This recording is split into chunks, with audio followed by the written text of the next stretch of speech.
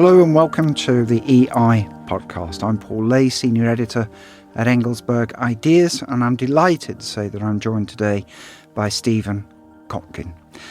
Now, Stephen has taught at Princeton, at Stanford University, and is the Kleinheinz Senior Fellow at the Hoover Institution. He's an expert on Russian and European affairs and has written and spoken extensively on subjects ranging from the rule of Joseph Stalin to authoritarianism and current geopolitical risk. And talking of that, welcome, Stephen. Thank you so much. Talking of geopolitical risk, you're an expert on Russia. Your deep knowledge of the deep history of that continent-sized land. And I just wondered, where are we at the moment? We seem to be in something of a stalemate. There are big words used, but I don't feel as though there's a great deal of light being shed on this situation. So what light can you shed on the current situation in Russia and its relationship with the rest of the world? Yes, the war's been going on for some time, obviously. Catherine the Great in 1783 seized Crimea, not from the Ukrainians, but from the Tatars. So it's not a war that began in 2022, and it's not a war that began in 2014. And so it may not end very quickly, despite people's hopes. A lot is in the hands of the Europeans right now. They've been bluffing for some time. Now they're promising soldiers they don't have to help enforce a peace that doesn't exist. The latest incursions into the territory of NATO countries by Russian drones have caused a bit of a tizzy. But of course, Russia's been conducting hybrid warfare, sabotage, cyber crimes, and cyber destabilization for as long as anybody can remember, including in Estonia, where the recent drone incursion was. So we're in a phase here where we're still at pretense rather than serious action, and that's because Europe is made up of very fine, very well-off, pacifist societies with few exceptions. And even when they reinvest in military hardware, in dual-use technologies, they still don't really have armies. They don't have soldiers. And of course, that's a really big problem. But beyond that, they have societies that are not interested in preparing for war, let alone fighting war. And so this is a challenge for us all to figure out what, if anything, might be done about this. It's one thing to say, well, let's make more munitions, or let's have some more anti-aircraft. But who's going to man them, and also not just build them, and also who's going to be there for the next stage should it evolve to the next stage? So it's very troubling to see where we are. On the Russian side, they have won the war without actually winning it. And that's because they have two ways to win. One is to achieve their maximalist aims, which would be subordination of Ukraine, plus eviction of American power from Europe and rollback of NATO, rolling back the post-1991 settlement, pushing us back to pre-97 at a minimum, which means the NATO expansion era. That's the goal. But if they don't achieve that maximalist goal, they still win the war by wrecking Ukraine. In other words, Ukraine needs Ukraine. Russia doesn't actually need Ukraine. And so wrecking Ukraine is a form of victory even as Russia fails to achieve its aims in the war. The fact that they can continue to do this has surprised a lot of people, although they have been doing it now for 300 years. This overinvestment in the military, overinvestment in domestic repression, the security apparatus, suppression of consumption, and aggression towards their neighbors and beyond their neighborhood. So that they may run out of money here, run out of money there, have some financing trouble this, have some technological challenges there, and somehow they manage. This is what they do. This is the system that they've had more or less in variations, not identical. Tsarist period, Soviet period, and today. In World War II, they relied on the United States for the Lend-Lease. which was absolutely vital for their war effort. Now they're relying on China for the dual use. So China plays the role today that Lend-Lease played then, even a greater role, you could argue, today, although the role of Lend-Lease was colossal. So Russia seems to be able to do this, and so it's not likely to miraculously end. And therefore, there needs to be very significant pressure on the Putin regime. So far, the pressure's been on the battlefield, military pressure, and in the economic sphere, sanctions. Sanctions are something you do when you don't want to send your boys and girls to die. That's what sanctions are. They don't often change the calculus of the adversary, but they do allow you to look like you're doing something without risking the lives of your boys and girls. So if you're not going to risk the lives of your boys and girls on the front line, and by the way, Ukraine needs 500,000 18 to 24-year-olds that they don't themselves have. That's the need on the battlefield right now. If you don't have that and you do the sanctions, it can look like you are applying maximalist pressure. But of course, the pressure needs to be in the political domain. The Putin regime will continue this unless it feels its regime is at stake. Maintenance of the regime, preservation of Putin's personal power, that trumps all other goals. And if he doesn't feel his personal regime is at risk, then he's going to spend those lives he doesn't care about. He's going to use that Chinese assistance, which is forthcoming, and he's going to wreck Ukraine and win the war that way, even if he can't achieve his maximalist aims. But who knows? Maybe he can achieve his maximalist aims, because on the European side, despite the size of the economies, the size of the population, despite the rhetoric of various different governments, despite the commitment to Ukraine in so many ways, economically, rhetorically, military hardware, the failure to engage in the political domain and apply pressure against Putin means that he can continue this and Ukraine continues to lose, even though Russia's not winning in the maximalist sense. So I think that's where we are, and that's 3+ years now of where we are. And you don't paint a very encouraging picture of European response to Putin. What could they do that would be effective, however unlikely the odds or possibilities of that? What is it that Europe could really do practically to turn this around, or at least to offer a more positive future? Well, it could in the sense of, in theory could, and then could in the sense of within the constraints of the society's polities, political systems, and public opinion, the mood in the countries, right? So if you're thinking about could in the sense of no constraints on governments or societies or public opinion, that's one version. We don't get that. We get that only rhetorically. And that's because of all these other constraints. So you need to have significant conscription. You need to build really large armies, navies, and air forces of killers, of soldiers who can kill, not build homes or roads or sing songs, all of which they can do now. There are many brave people in Europe, but they're just not interested in war. And getting them interested in war is a political lift that we really don't see on the horizon. Of course, there is Finland. They have a land army.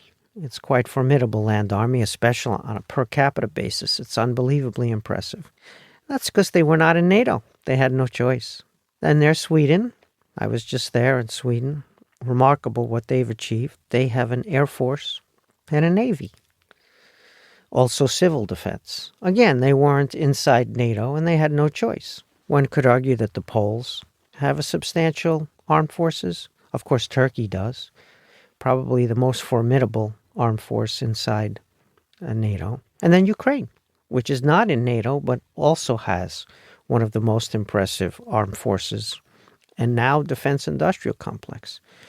So you have some countries, most of which were not in NATO until recently or are still not in NATO, and they have a certain seriousness.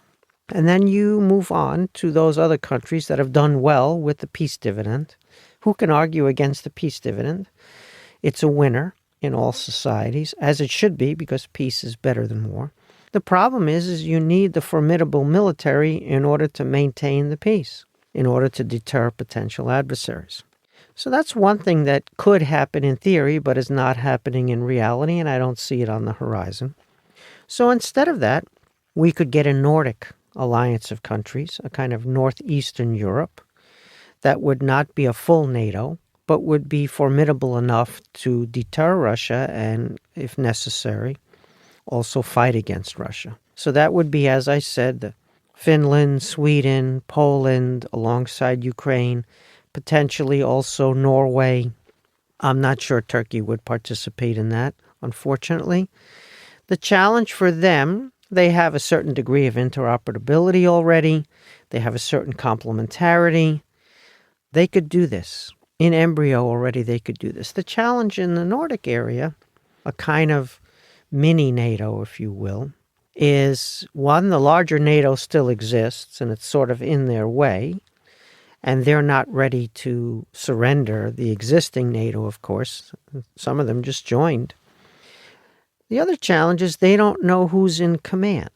What NATO does for you is it puts the command question off the table because the Americans are in command. That's it. And so you can't fight over who's going to be the supreme commander. The French always want to be the supreme commander.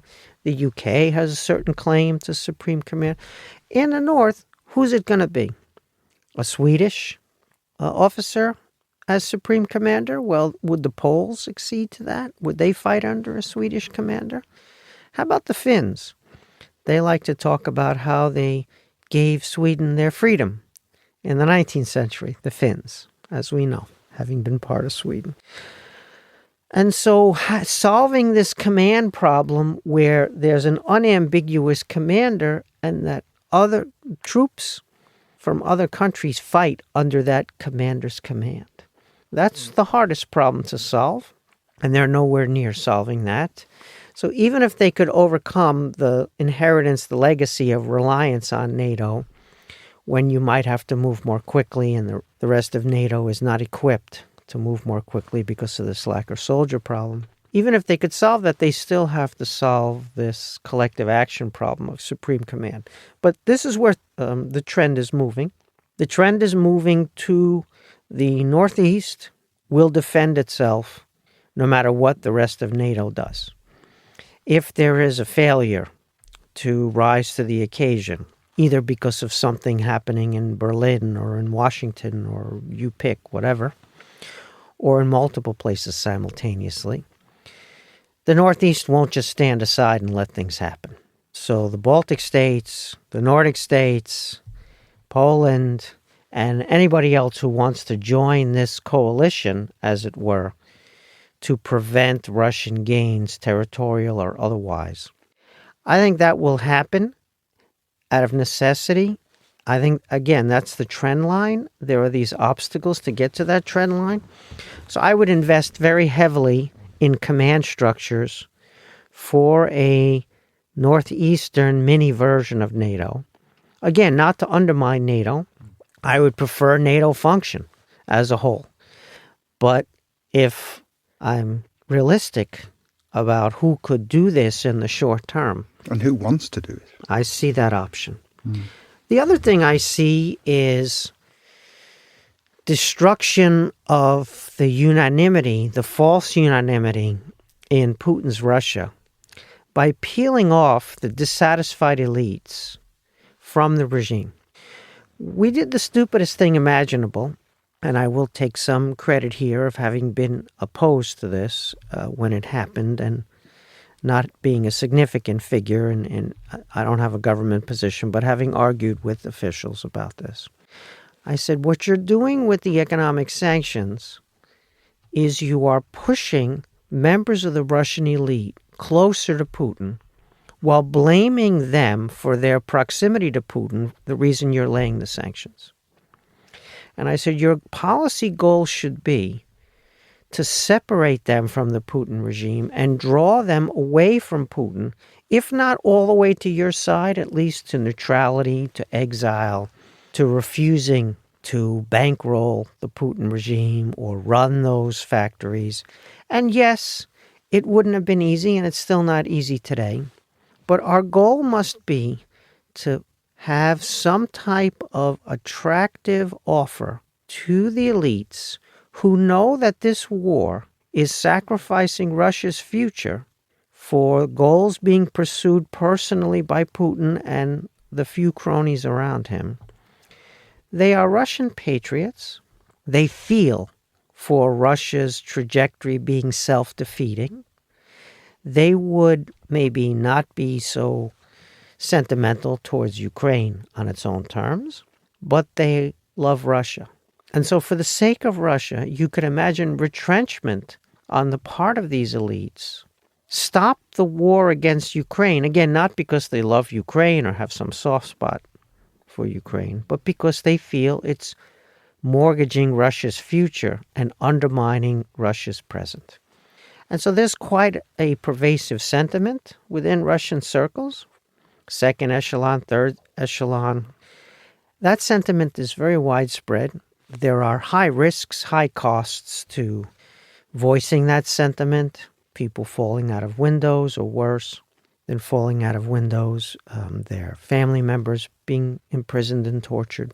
And so this is not a simple proposition, but that's where Europe needs to get active. So you have a sanctions relief package, a sell your oil to Europe package. You have a bunch of things that you put on the table to draw these people, to incentivize them to potentially break with the regime.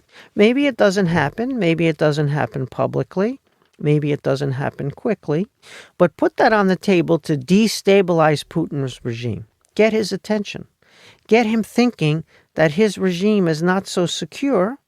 So maybe it's better for him to cut a deal with Ukraine that's not maximalist in his demands. For example, no limit on Ukraine's armed forces, no recognition of the annexations, even if Ukraine can't reverse the territorial occupation that currently Russia has over their territory. And of course, no limit on Ukraine's sovereignty in the sense of choosing what organizations or associations it wants to join. So a kind of armistice at the current line where the major fighting stops, and so Ukraine is no longer being wrecked and can rebuild itself, right? That's the only favorable outcome on the horizon for Ukraine. We can't get there unless there is this maximalist pressure in the political domain, not merely in the military and economic domains, but in the third, in the political domain against Putin's regime. And so one thing I've been strongly advocating for, again, I'm not in government. I don't have a security clearance. I'm not close to any of the policy making per se. I advocate this when on the occasions when I'm invited to discuss policy in government circles or publicly like we're doing now over podcasts or other means. But I see this as an option for Europe to try to destabilize, undermine the Putin regime. So people say, well, that's escalatory.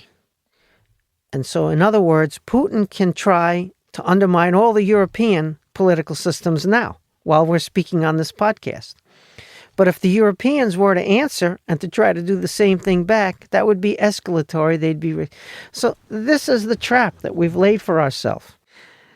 He is doing what it is that he accuses us of doing, and we're not doing what he's accusing us of doing while being charged and convicted publicly for regime change activities.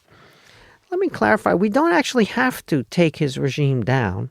We don't have to change the regime in Russia. We just have to change his calculus about the stability or instability of his regime as a result of these pressures. And so he could be the one who initiates the retrenchment, which would be certainly denounced on the Russian telegram channels, the hardline voices. There are not that many, they're quite loud, but would be welcomed in open arms, if quietly, by the whole society and certainly by huge numbers of elites. And so could we get there? Could Europe step up and do some of the intervention in Russian politics that Putin is doing to Europe, at the same time as it prepares more significantly and conspicuously militarily with societal mobilization. So I don't think those things can happen in reality. I think they can happen in theory. Maybe I'm wrong about some of the details. Maybe someone can refute me about some of the points. I'd be happy to learn about areas in which I need more education on this question. But my sense is we're stuck bluffing, promising these non-existent soldiers for this non-existent peace that's not coming because of our lack of pressure. And so we certainly can send more anti-aircraft, and they're absolutely necessary, and we can put more anti-aircraft on NATO countries' eastern flank. I'd be very happy to see that, and we see some movement in that direction.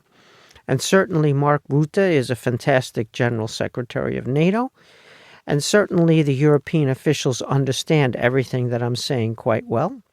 But I see a kind of societal constraint, a political constraint on Europe.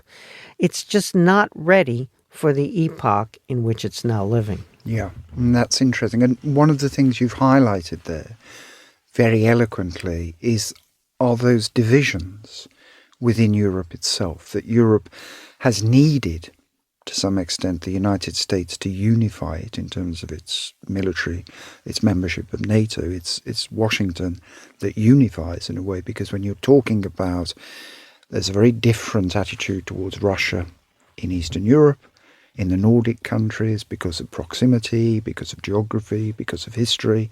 Certainly with Poland, it's a very different issue when you're in Germany or France, and I think very explicitly in the way that Spanish politicians have reacted to the idea of being in NATO in Spain and Italy. So it looks to me like a fairly hopeless position in terms of that unifying factor in Europe as a whole, though I agree with you very much about that Northern Arc, a potential there, again, because of the historical knowledge and the geographic proximity of those countries to Russia, who understand the bear all too well. And they have a higher level of readiness already. It's not something that's being discussed.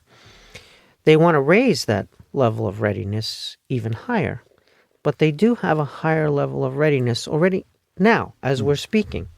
And so that's a major asset for us, because if I'm right, that's the problem for Europe as a whole. Now, of course, Putin has this knowledge of where the vulnerabilities are, where the divisions are in Europe, what's happening in Spain versus what's happening in Estonia. Of course, that's all true. However, sometimes when someone steps forward, others can follow even if they're not the leaders. I remember the Velvet Revolution in Czechoslovakia, and people celebrate the Velvet Revolution now. And it was actually not such something to celebrate, in my view, because it happened really, really late in the game. They didn't have a lot of first movers there. And it was only when it was clearer that the consequences were minimal to non-existent that you saw some, let's call it, political mobilization in Czechoslovakia. This is not to put them down. I don't have the kind of courage to go out there and risk my life for my political beliefs. And if push comes to shove and I live in a situation where it's required, I don't know how I would act either. But as an observer, not someone who's being critical because I'm Andrei Sakharov or I'm Václav Havel or I'm someone like Mandela who spent 27 years in prison, right? I'm not those kind of people, and so I don't argue from that point of view. But just looking at how late to the game they came, but it was triggered by those who finally stood up. Some had stood up earlier and didn't trigger anything, but those people who moved and showed that it was possible galvanized a whole society very quickly. I think that's a very interesting point, Stephen, actually, because I was there at that point in 88, 89 in Czechoslovakia as it was, and also in Poland and Hungary. And if there was one country where I thought there was going to be a very strong resistance to a kind of counter-revolution, then it would have been Czechoslovakia, because it was a very authoritarian regime, and it was one that seemed pretty willing to use violence to me. But as you say, these are those contingent moments in history where sometimes someone does stand up, a person like Havel and those around him, and the other side backs down. That was the other thing, and that is the impossible thing to judge. It worked with the Velvet Revolution, but those are the kind of questions and the kind of courageous principles and moves that we might find out about Putin, and we might find out about ourselves. Yes, so the divisions in Europe are real, as you've outlined, but should parts of Europe stand up, other parts of Europe might follow. Everyone's afraid of this escalation problem. Wouldn't that be escalatory? Having just been in Sweden, people were asking me the question, was it really such a good idea to join NATO? Because now Putin might escalate against Sweden. And so I said to them, he's been escalating the whole time against Sweden. But at least now you have the protection of the alliance. It wasn't you're joining the alliance that's provoking him into taking these actions against you. He's been taking these actions and you're not standing up to it. Now at least you have much more support. Sweden certainly had a degree of interoperability with NATO before they joined. That's why the accession process has been so smooth, more or less. What Sweden didn't have was a voice at the table in the planning and design and planning phases. They had to accept as fait accompli NATO policies. Now they're at the table to discuss. And so that's a great advantage to be there for the input, not just on the receiving end, but the mentality, which is completely understandable. And again, I'm not a person of such courage that has spent time in prison for my political beliefs, that I have this track record that I can criticize others. But what's interesting is the mentality of fear of escalation, fear of war. Oh my God, what if he attacks us now because we're a member of NATO? And so this leads me to the point which I think is not widely enough discussed or accepted at a deep psychological level, is that there is no peace anymore. Mm-hmm. There used to be peace and war, and you knew the difference, especially if you had fought any front line in a war. Now, there's no peace in the sense that everything is interconnected. So your water supply, or your electricity grid, or your public sphere and your media, or your political system, or the refrigerator in your home, are all now points of vulnerability that are under attack 24/7.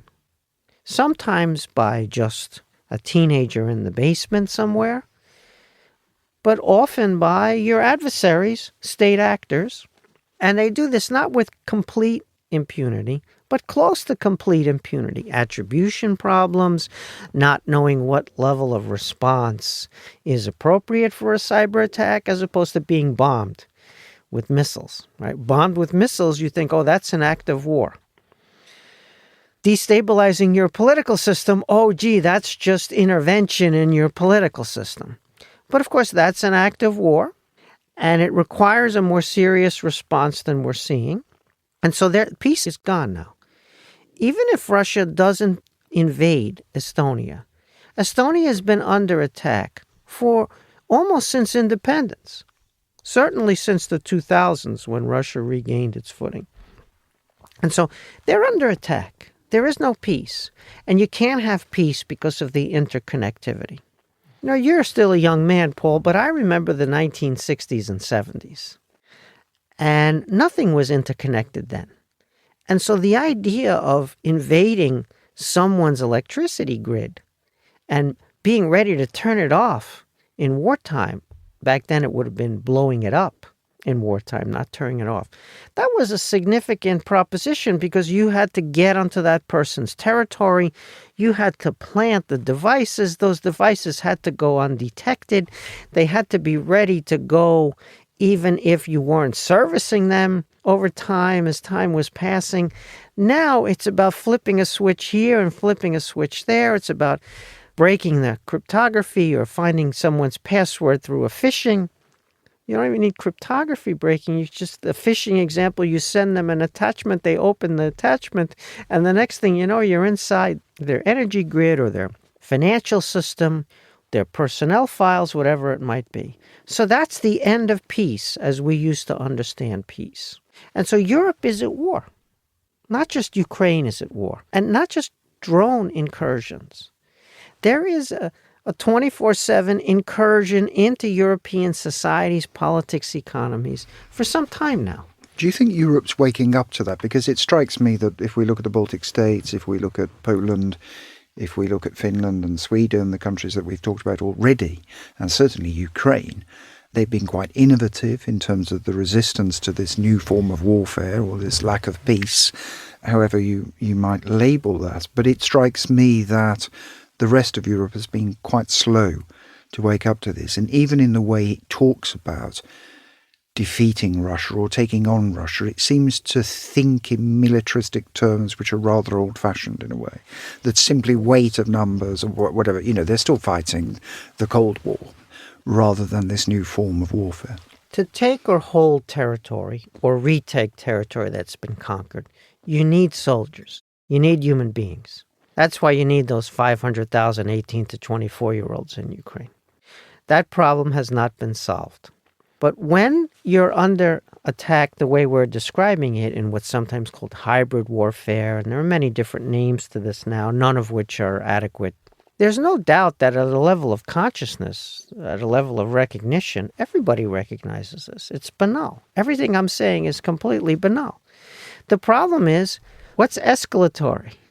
What could provoke, quote, hot war? And so if Russia implants malware in your electricity system, why is Russia's electricity system continuing to function? I don't understand that. I would show them that I can shut it off, and I would shut it off for a week or a day, whatever I could pull off. Why does their financial system still work at home? Why don't I shut that off? Why don't I cause significant havoc in some infrastructure, government function, or societal function in Russia? And why don't we? Yeah, because it would be, quote, escalatory. It could, quote, lead to war. So at the level of rhetoric, recognition, consciousness, 100%. But at the level of action, what do you do now that you recognize this?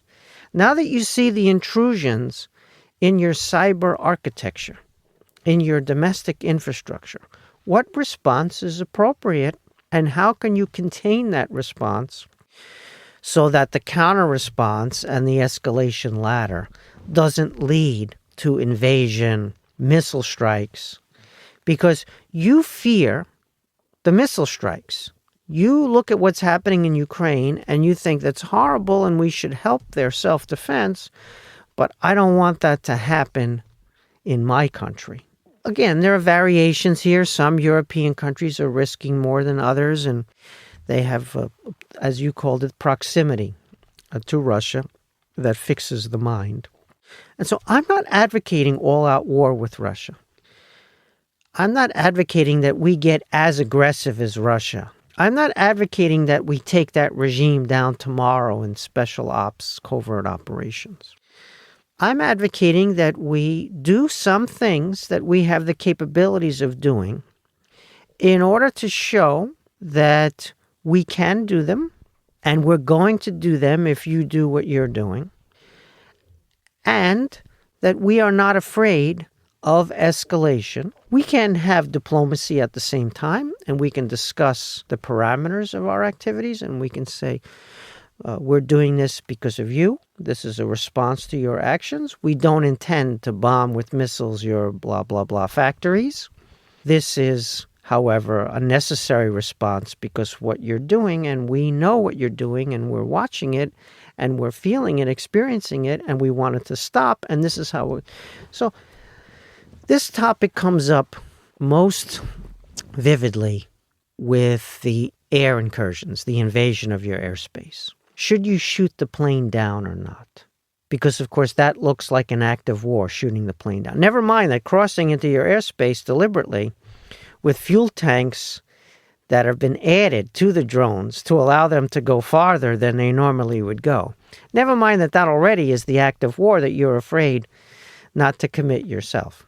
But can you shoot down drones that invade your airspace? Is that escalatory? Does that bring you to hot war or not? And you can see with the level of difficulty we have with that debate, the difficulty in this proposition. If we don't figure out, however, how to shoot down those drones in real time as a legitimate response, then, of course, those drone incursions will not only continue, but other versions of them will follow. Turkey shot down quite a number of years ago, 10 years ago now maybe. I'm not as good with time as I used to be since my hair turned white, let's just call it that. But about 10 years ago, Turkey shot down some significant Russian fighter aircraft. And it was a message. Turkey has a military, they have a formidable air force, and they're going to use it if you try to push them around. And the message got across. And Russia didn't all of a sudden start saying, we're going to war with Turkey, we're going to take on Turkey's army, let alone the NATO army. They said, maybe it was a mistake and we apologize and we'll be careful not to do it again. Okay. So we have instances where it was possible. The U.S. killed the Wagner fighters. Again, there were Wagner fighters in areas that the Russians denied that their military was located in a Middle Eastern country. And the U.S. didn't like what they were doing and felt that it was dangerous, a threat, and took them out, killed them. And the Russians didn't do anything in response. So what do you know? So you can film the incursion. You can film it in real time with high tech, and you can issue a warning. And you can say, well, we don't think this was an accident. These are the reasons why, and give the evidence. We say this is an act of war. We, however, are a peace-loving country, and we're not looking to go to war. But should you do this again, we will shoot them down and see what other measures are necessary to make sure that these kinds of aggressive violations of our sovereign territory, our sovereign airspace, don't take place.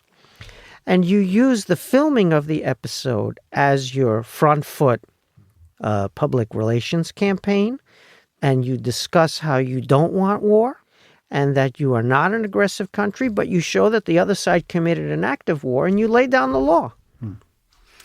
And if they do it again, you then have to not be bluffing. You actually have to enact those measures that maybe you've threatened vague measures. You haven't specified exactly what the measures might be.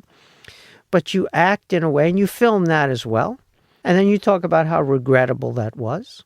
That is just certainly regrettable. We're not looking for war. We would prefer diplomacy. We would prefer that our sovereign airspace remain inviolate, as it should be under international law. The other thing you have to do, Paul, is you have to find those areas of vulnerability on the Russian side.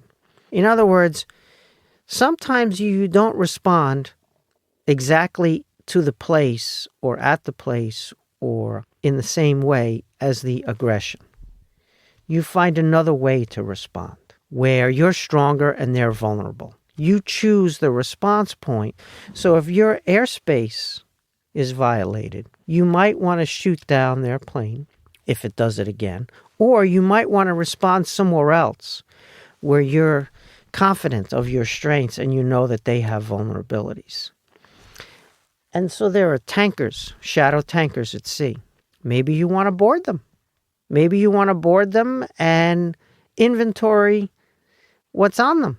And if they're found to be in violation of law, maybe you want to confiscate them. Maybe you want to surround them and ask them to allow you to inspect their cargo because they're claiming that they're not in violation of international law, so they have nothing to hide. So there are a number of measures and places and interventions that are possible. Again, you're not doing this because you want World War III. But not doing anything like we're doing now is, of course, the pathway to the escalation on the adversary side. Probing, finding the mush, and sticking the bayonet in farther and farther and farther. And so this is hard for European societies. Again, not because they're bad people. They're tremendous people, and they enjoy a quality of life that's the envy of the world. And you want to preserve that quality of life. Who wants to spend money on weaponry when you can spend money on better schools or better care for your elderly who are a growing part of your population? I mean, we all understand that. And so the challenge is your mentality, your success, your post-1989 successes in the peace dividend is now an entrenched societal mentality, interest groups. And so turning that around, even with all that's happened, is something that politicians are doing at the rhetorical level, the factories are doing at the level of building munitions or other necessary weapons. Your defense industrial complex has certainly responded. Your budgets have changed a little bit, but you're still not there, and there's no peace anymore, and peace is not coming back. And this also comes back to your point about chain of command as well, doesn't it? Because if the kind of strategies that you're outlining there were ever to come to fruition, this new form of war, it needs a chain of command just as much as traditional warfare needs it. And yet we still have the same problem in Europe of where that comes from. Now, this raises the question again that we haven't really talked about, and that's Washington. It's the US role in NATO and the US role in resisting not only Russia, but also in trying to wake up Europe to some kind of alarm for the future it faces if it doesn't change its mentality in some way. I mean, what's the American take on that? The Trump administration, which I use the word as a metaphor because there is no administration, but the Trump administration has expressed the view on a number of occasions, whether from the president or from others, that Europe must do this, that America will support you, but Europe, you have to do this. There's a fundamental rebalancing of American power in the world underway that predates President Trump. So when the U.S. formed what we call the U.S.-led international order, sometimes people call it the liberal world order or the rules-based order, and whatever you want to call it, however you want to describe it, it was formed when the U.S. dominated across every sphere, especially economically, right? U.S. GDP has been 25% of global GDP since 1880. Through tariffs, through lack of tariffs, through income taxes, through lack of income taxes, we tend to over-index on policy. The U.S. has this unbelievably dynamic economy. Again, since 1880, more or less 25%. Some years 22%, some years 28%. So 5% of the global population is 25% of global GDP. That's still the case today, and that's going to be the case in the foreseeable future. But there was this moment from 45 to 1960 when the U.S. share was much, much higher because Europe had committed this fratricide and was laid to waste, and Japan as well was ashes, literally. And so there's this anomalous moment when the U.S. is greater than 25% of global GDP, reached about 40% of global GDP at peak, 50% of global manufacturing. I mean, this is just a dominance that is, no one's ever going to see that dominance again. And so that was a remarkable time when the U.S. could make promises, when the U.S. could set up mutual obligations where the U.S. provided a very significant part of the obligation. Now, these are voluntary treaties. They're very important. They're critical to U.S. peace and prosperity, not just to the neighbors in Europe, the transatlantic alliance, or the island chain, the first island chain in East Asia. So it's highly beneficial to the U.S. beyond doubt. And that's an empirical fact with multiple indicators. But it's a period that couldn't last forever. Moreover, you know that because the plan was that it wouldn't last forever. The plan was that everybody would be rebuilt, that the U.S. would invest alongside its new treaty allies, its partners, and would grow them. And so the rest of the world was going to rise, which meant that U.S. power relative to everybody else, even if U.S. power didn't decline in absolute terms, and it hasn't declined in absolute terms, it's only grown, in relative terms, there would be a dilution. When George Shultz, my colleague until he passed at the Hoover Institution, formed the G5, which became the G7, this is in 1973 in response to the oil shock, and he brings the Treasury secretaries, the finance ministers together to discuss how to respond, and eventually this G5 becomes the G7, and it's a pillar of the global world order. The G7 was about 70% of global GDP, and now it's 40%, if that. But that was the plan, Paul. That was deliberate. That was what we were trying to do, and we succeeded.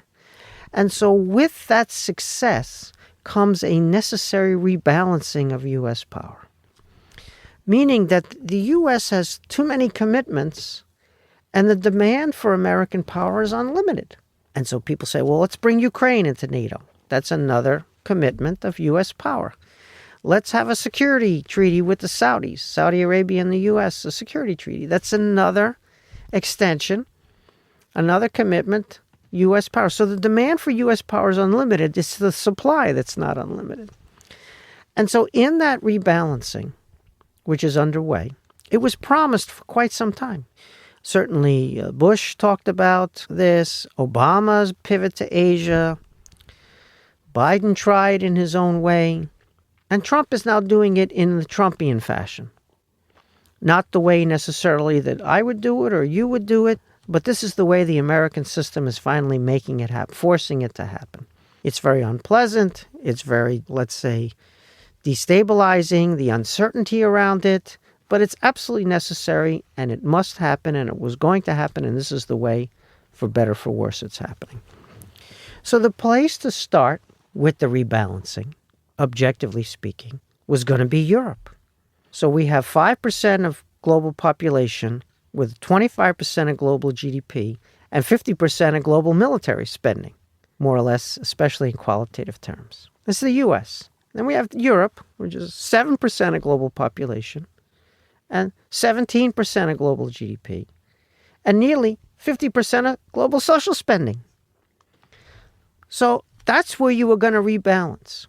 Again, not because the Europeans are bad people or bad allies. They're fantastic people. They're amazing allies. And thank God for transatlanticism.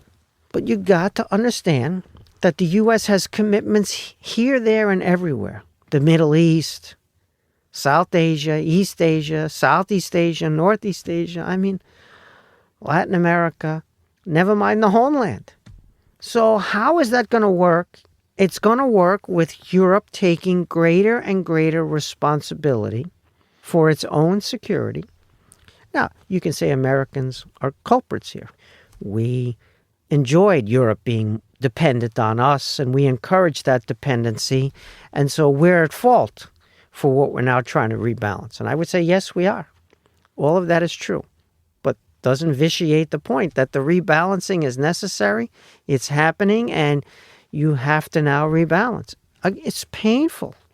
Of course it's painful. And the way it's happening leads people to question whether America really is going to use force and keep its commitments. That's the wrong way to look at it. Trump is not a person who is driven by national security concerns. National security rarely impinges on Trump's agenda when he can set the agenda. He's very interested in trade, by which he means tariffs. He's very interested in immigration, by which he means restrictions of immigration. And he's very, very interested, more than anything else, in retribution, in culture war, in fighting his enemies. And by the way, there's some cause to Trump's anger and grievances, even if anger and grievances is not a way to run an American administration. So foreign policy, national security rarely intervenes from Trump's initiative. He's forced to face it sometimes because of world events, things happen, and it gets pushed onto his agenda. When that happens, he's generally quite hawkish, as you saw in the Iranian case. He wanted to deal with Iran. He was killing himself to get a deal with Iran. And he kept telling them, you guys, listen, I want to do a deal. And they kept spitting in his face. For whatever reason, they were unable to perceive the moment. And Trump still, even when they spat in the face and refused to negotiate, he still was hesitant. Then the Israelis did what they did.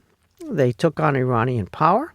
They showed how empty it was, Iranian power. They were able to fly for hours and hours over Iranian airspace with complete impunity. They took down Iran's anti-aircraft, its air defenses, and much else. Missile factories, and just remarkable, the Israeli operation. So Trump decided to seize that opportunity, and he destroyed Iran's nuclear program. People are arguing how much he wrecked that thing. They sent bombers for 36 hours from the center of America to the Middle East and back safely, dropping the biggest bombs in existence, a dozen plus of them, into these mountains, down these air shafts that they, of course, knew existed, even though they were hidden and covered. And they hit the target, and the blast wave inside, deep underground, etc. And then there were other ways that they hit the other facilities. And there was an amazing act of hawkishness. You can argue it was a bad idea, it was a good idea. Let's leave that aside, and let's just see that Trump has hawkish instincts that should not be gainsaid. Now, again, national security is not his first priority. He's got a lot of these other priorities, and national security is something he generally comes to it reluctantly, let's say. And so with the Europeans, there have been insults, J.D. Vance and the Munich speech and everything else. But the bottom line has been, you guys move forward and you guys do these things and we're with you. That's the message that Trump himself has delivered on a number of occasions. And he doesn't want to be humiliated. He doesn't want people to take advantage of him. He's got the biggest fish to fry, the China relationship. That's properly his number one priority. Again, we can argue whether he's handling it well, mishandling it, but you can't argue that it shouldn't be his number one priority, or that he should focus more on what's happening in Eastern Europe as opposed to what's happening across the rest of the globe, including in the Indo-Pacific. Again, he's doing a bad job, he's doing a good job. It's right that there is this rebalancing underway, and it's necessary in any case, whether you agree that it's right or not. And so that's an opportunity for Europe that they need to seize, and they have the wherewithal to seize this. Sure, some European air forces can't refuel in the air. They have these fantastic fighter jets, and they can fly a certain number of kilometers, and then they run out of fuel. Sure. And America's the one that can refuel in the air. We understand these things. There are certain capabilities that the Europeans are not going to develop overnight, and there are no substitutes for, including on the intelligence side. Okay, so you have to keep that in the game. You say, well, we don't need you for this, and we don't need you for that, but these are the pieces that we really need. You negotiate that. All the American kit that's in Europe right now is no longer NATO kit. It's all Indo-Pacific kit. There is not enough kit in the Indo-Pacific or in American storehouses on U.S. territory for the Indo-Pacific. And so everything, everywhere, wherever it's warehoused, including in European warehouses, right? U.S. is about 40% or so of NATO kit overall, depending how you count. That's all Indo-Pacific kit at this point. God forbid there's a war in East Asia. We're on the pathway towards that. God forbid that happens. All that stuff's getting evacuated to the Pacific theater immediately. Those transport planes are going to be zooming out of our bases, Ramstein Air Base in Germany, with all of that kit. So you can write it off now if you're Europe. Again, not because America's abandoning Europe, but there's just not enough kit for the Indo-Pacific. So you have to say, okay, how can we get to where we need to get? How can we get to, what's the pathway to where we need to get, assuming that we don't have this and we don't have that and we don't have this, but these few things we absolutely must have, they're indispensable. And so that's a conversation you can have with the defense establishment in Europe. I've been having those conversations. Again, I have no security clearance. I don't know any secrets. nor should I know any secrets. But there's a great awareness of all of this. But the ability of the society, let alone the political systems, to accept these realities, and again, for good reasons, that's where the rubber is not hitting the road, and that's where we're on a bad trajectory, and that's where Putin's probing has now frightened people to the point where he's emboldened, despite all his vulnerabilities and weaknesses and failures. And the guy has ruined Russia's long-term trajectory with this short-term pummeling of Ukraine, sacrificing at least 1 million casualties, at least 300,000 dead, and all the kit he had before the 2022, which is lost. He's lost a significant portion of his strategic bombers from the Ukrainian ingenuity of using drones deep in Siberia. He's losing his oil refineries. He doesn't have a civilian economy anymore. He's only got a military economy, and all this financial system, the Russian banks, are extending loans to military plants that are never going to pay them back. So he's got a Ponzi scheme financial system. His whole 21st century economy lives in Tel Aviv and Yerevan and Istanbul, and he doesn't have a 21st century economy. Sure, he's got those drones that Iran transferred the technology and the Russians improved it slightly, and they're being used to great effect, unfortunately, in Ukraine. But they have the lowest level of robotization of any middle or high-income country. I mean, they have no future economy, and they don't even have a civilian economy. All the automobile industry that they had domestically, they lost that. And so he's made these enormous miscalculations that the Russian elites understand, even if they can't say publicly all the time, they can't criticize him. And so let's feed that critique of Russia that the Russians themselves would like to make. Let's extend, entice, attract those people out of the Putin regime on behalf of a better future for Russia. Let's offer them something, but let's at the same time show that we're serious people. Well, you've mentioned, Stephen, when talking about Trump, that Trump sees the big challenges as China. Rightly so. What do you think Trump's aims are there? And what do you think actually are America's aims? When Trump is gone, when Trump is long gone, what is the relationship likely to be like between the US and China? Nobody knows. And that's why we're living through the uncertainty and the worries that we have. So China and America have never both been superpowers at the same time until now. Qing China overextended itself and went into this tunnel around 1800 or so. And we have the Opium Wars, and now we have the reverse Opium Wars with the fentanyl. But we have this going into the tunnel that China did from around 1800 or so. For the vast period before 1800, China was a superpower. And of course, that's no longer the case. As the Qing decline, they come out of this tunnel beginning in the late 70s, 80s. So America becomes a country right when China goes into the tunnel. And America rises to be a global superpower as China's undergoing what they call the century of humiliation.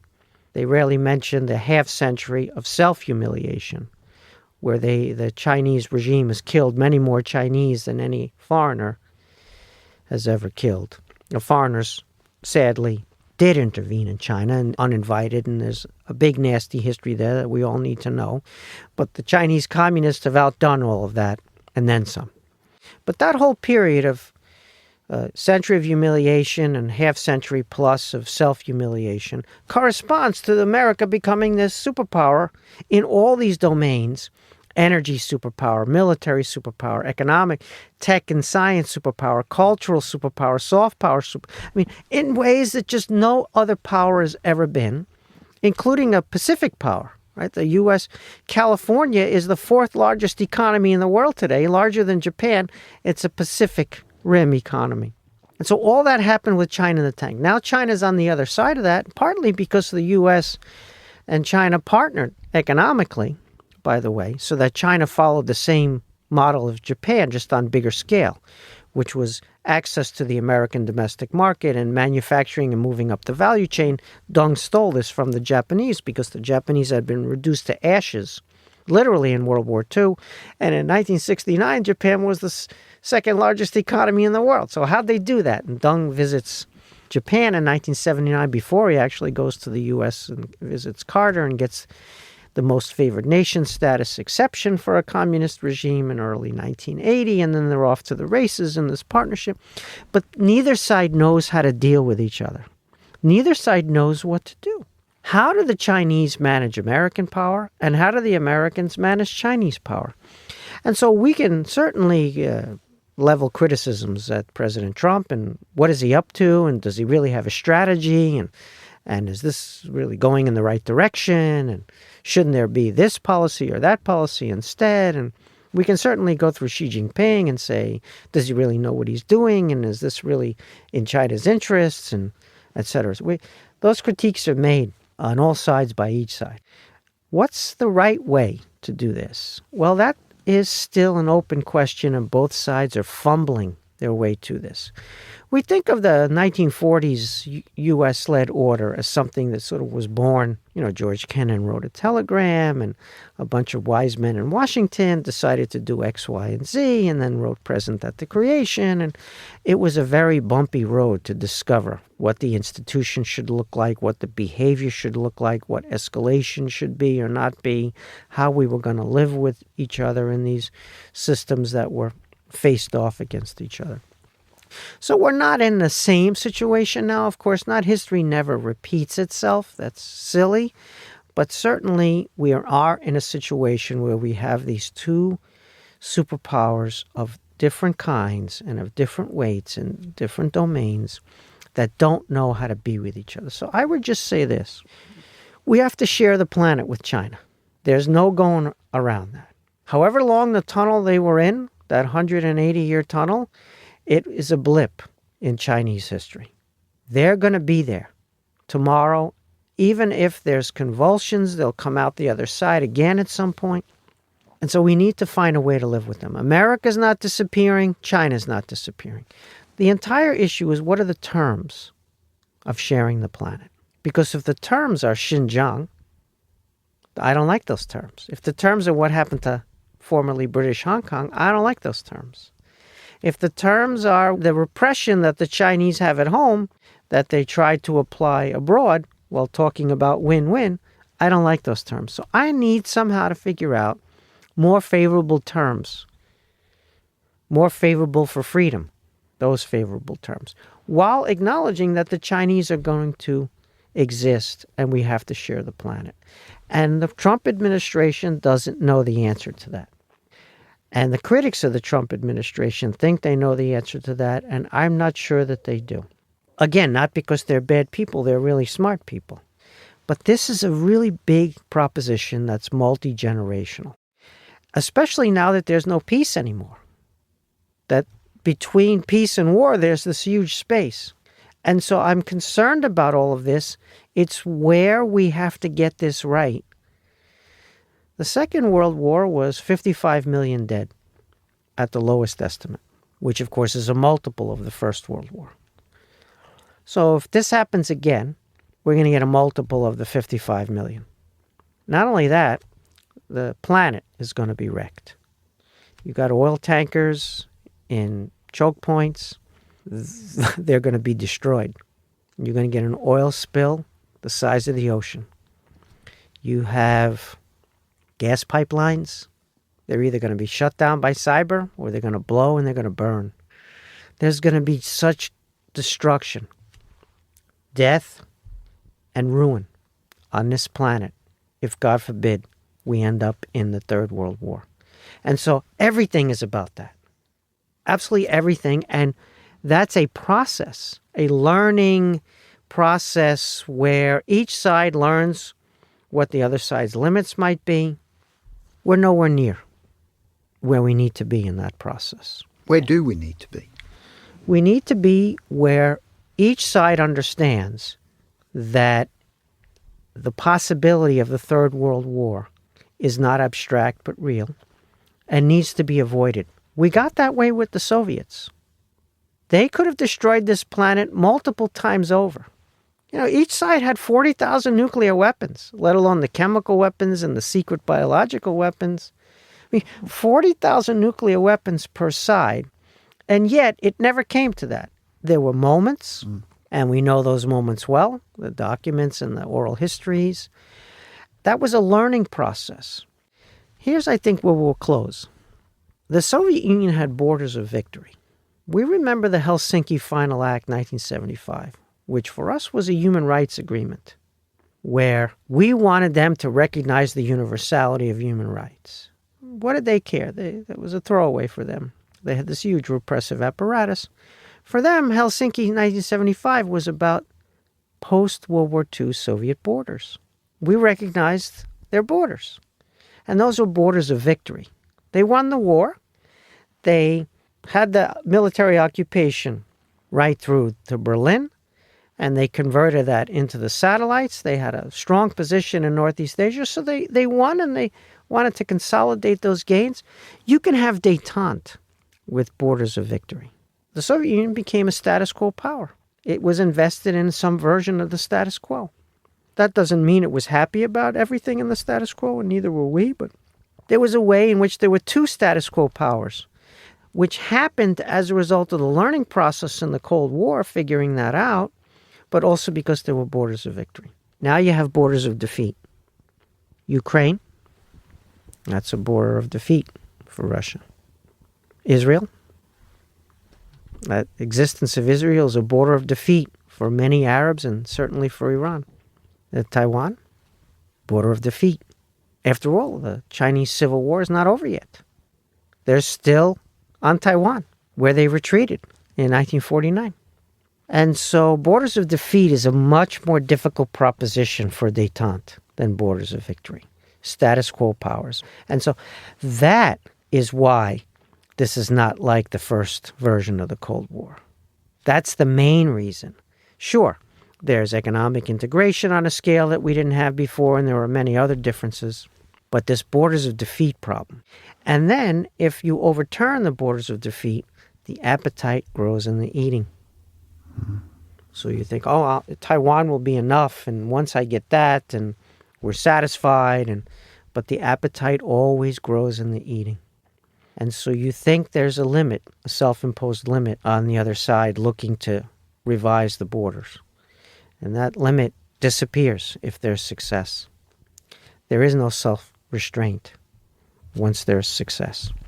So you're trying to deny revision of the borders of defeat and figure out how to share the planet. Paul, good luck, and I hope you can figure this out in Engelsberg Ideas.